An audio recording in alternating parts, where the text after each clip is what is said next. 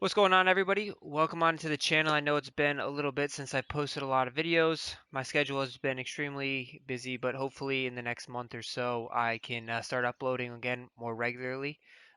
More tips. We are anticipating 2 games coming out, and that's what this video is going to be all about. I'm going to give you guys 3 tips that I will use right now and that I'm currently using to prepare myself for the next 2 releases. EA Sports was supposed to release their game in April, but they postponed that obviously because the game wasn't ready.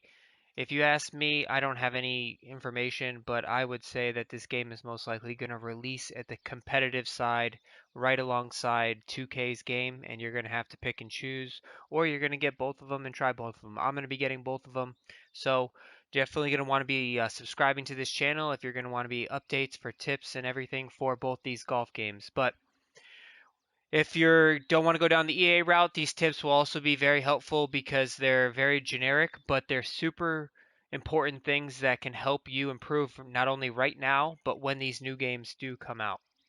So, tip number 1 that I was going to say is move away from the meter. So, you can see here on the bottom of my screen, I have the meter. And the problem with the meter is you focus too much on it. It can be very good for making sure you're 100% hitting at the top of your backswing. It can be very good for pitching, but the problem is you really lose your tempo because you're really just focusing on hitting that one spot, and I don't think it's beneficial for the long term. Especially if you want to get better and play at more of the competitive levels on the TGC or whatever society you're on. A lot of the societies have adapted a no swing meter mentality. So in that situation, also like you can see here, I keep coming up a little bit short because I'm trying to anticipate it. But the biggest problem you're going to have is when you go to different game modes. When you go into different game modes, you're going to have lag issues. So, for instance, if you get a bad server day, you're going to be trying to anticipate this swing meter, but it's going to be a little bit delayed. So then you're going to start trying to release it earlier than the white area, and that's going to cause you a bunch of issues. But there's one thing that can be very consistent, and that's if and how I know a lot of people play who don't have the meter. It's the tip that I've used in the number 1 tip on my most watched video. I turn off the swing meter is I use the person. It gives me a better feel for the actual area. So the white meter is right on the shoulder line. So right when my hands get to the top of my shoulder, right there, right near my right ear. So I pay attention to my right shoulder. That is all I focus on. And it allows me to know if I'm going a little bit long or if I'm going a little bit short. And this is also going to be super helpful when you're hitting partial shots because you're going to get a vibration, say, around the belt buckle. So if you were just trying to hit the belt buckle, you can start getting used to that. Rather than focusing on a white meter that might be in between and very difficult to find, you can just focus on one thing here. So I'll focus on my shoulder and I hit a 100% perfect. The meter was a little bit wonky, but I can play that. My tempo is really good. It's much easier. It also makes it easier to lag the club a little bit. So for instance, I don't like on my swing to go right to my shoulder and then directly down really fast uh, like I don't like to just go and just try to make it like really quick and rigid because you're going to get a lot of red fast, red slows that way. I like to keep it nice and relaxed. So if I wanted to do it this way, you can see I can hit red fast because I'm trying to accelerate right when it hits the shoulder. Instead of doing it that way, and this is all kind of just one thing, it's kind of a little bit of a bonus material here, but I like to lag it a little bit past the shoulder and then catch it back on the way down. So it's nice and fluid. It's kind of like you're lagging the golf club in real life. So, and that was a little bit fast.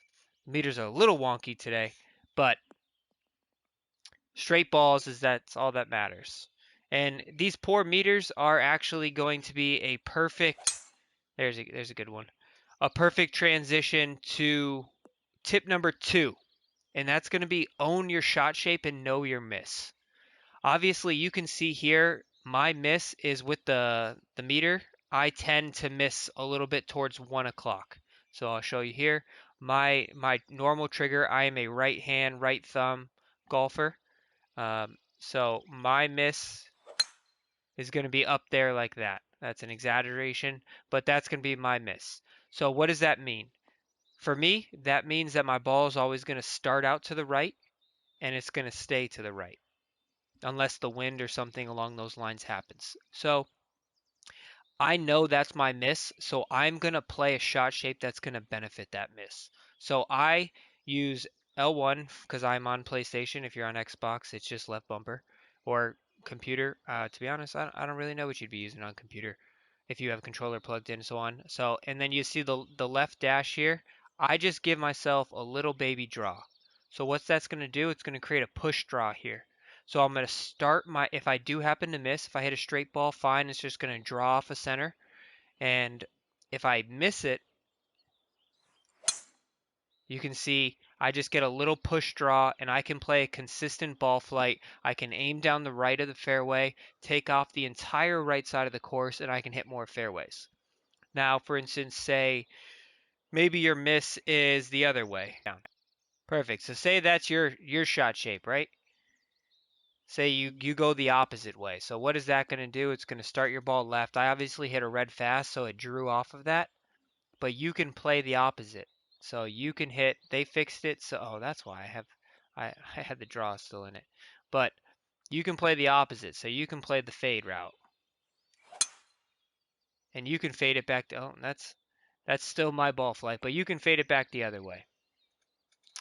It's very hard for me to do it that way because I have built this swing to be a one-way miss in one direction, as you can see there. It's just you have to master what you are at. So I can't tell you how to.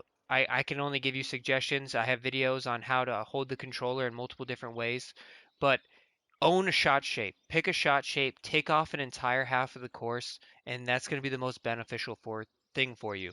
If you're somebody who really wants to get advanced, then learn how to shape it both ways. You just have to be very careful because if you're shaping it one way, you hit a nice little draw, hit fast. This game doesn't really allow for the fade to fade unless you are hitting a perfect shot. So there I hit a fast and you see how it comes out dead straight to the left. You have to be very careful with the fade. But you can play that fade shot. You just have to be much better at hitting a little bit perfect. It's fading a little bit, but it was a little bit fast. But own your shot shape, take off an entire half of this section. So that's tip 2. And then the last tip, I would say challenge yourself. So if you, I know some of you may be only at the amateur level or even the beginner level, or even you just got stuck in the pro level because that's what all of these societies are playing at. They're playing at the pro level. Challenge yourself up and play around in the Masters, play around in the Legend, because if you can master the swing timing in the Legend or the Master settings, then you are going to be having a field day when it comes back down to the pro settings. And you can see there, like I'm on Legend, like that's not acceptable. You can't do that when you're on Legend. But if you continue to work at it, you can figure this out as you go. Obviously, I just hit a couple on the pro, but I can play that shot.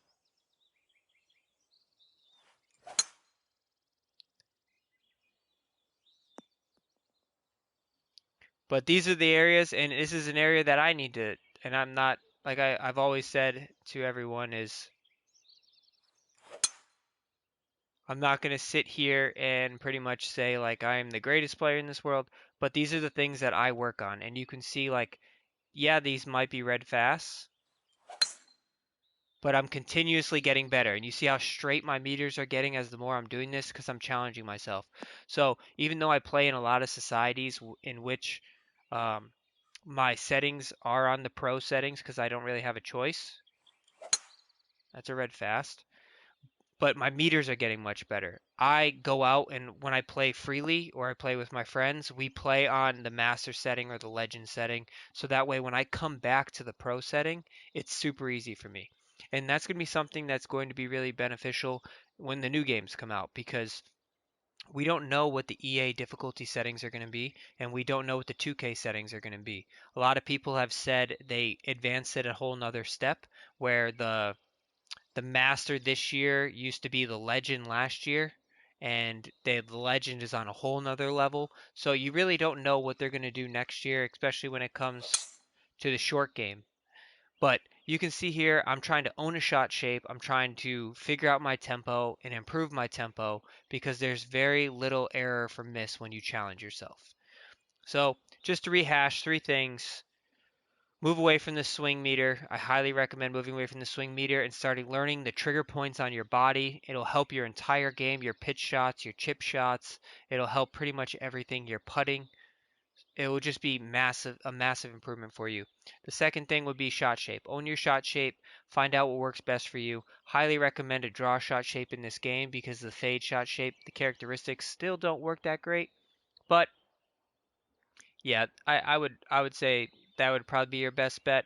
But everyone plays the game a little bit differently. Lastly is challenge yourself. Make sure you're playing on something a little bit outside of your comfort zone so that way you're preparing and it'll make your comfort zone so much easier and you'll just start moving up the ranks and don't get discouraged on yourself. If you shoot a plus 8, plus 10, plus 15, plus 20, just try to do two or three strokes better the next time you play, and then just keep improving as you go. And then the next thing you're going to be swinging in a crazy spot. So I know it's a little bit long-winded, but these are three tips that I'm currently doing for myself as well as you guys should be doing for yourself. So I hope they helped. Please don't forget to like and subscribe if you guys are going to want some tips and some content for the two games that are going to be coming out later this year. And I'll be trying to upload a little bit more regularly now that my schedule is coming back down. But that'll be pretty much it. Catch you guys later.